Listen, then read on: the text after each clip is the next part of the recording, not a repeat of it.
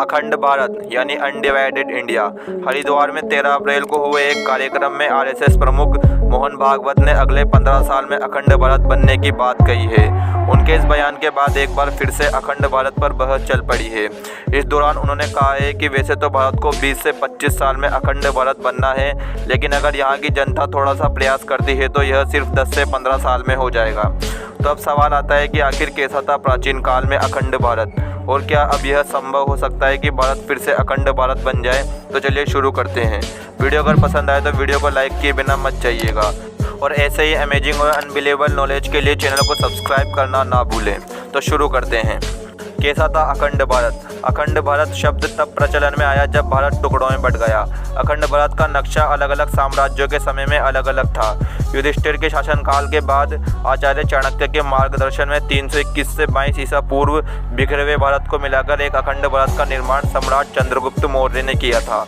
अखंड भारत में आज के समय के Iran, Afghanistan, Pakistan, Bangladesh, Nepal, Bhutan, Myanmar, Sri Lanka, Malaysia, Singapore, Thailand, Indonesia, Cambodia, Vietnam और तिब्बत को मिलाकर अखंड भारत का निर्माण होता है। क्या अखंड भारत संभव है? इस क्वेश्चन का आंसर हाँ भी हो सकता है और ना भी। चलिए पहले नो वाली पॉसिबिलिटीज़ देखते हैं। कई जानकारों का मानना है कि भारत को खंड खंड होने में सैकड़ों साल लग गए।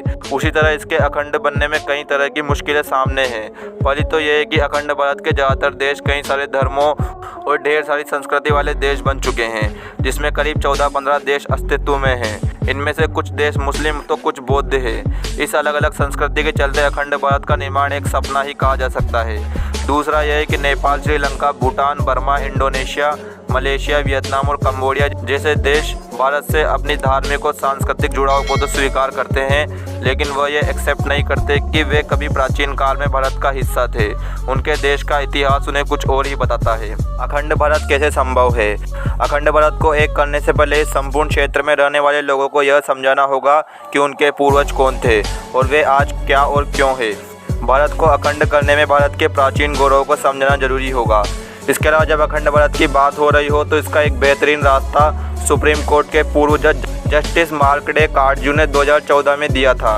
उन्होंने कहा था कि अखंड भारत ही कश्मीर समस्या का समाधान है।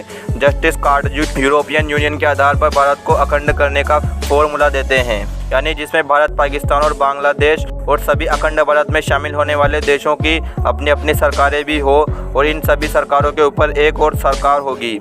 यही यूरोपियन यूनियन में चलता है। वहाँ सभी देशों की अपनी अपनी सरकार है और एक यूरोपियन यूनियन की भी सरकार है जिसकी संसद भी है।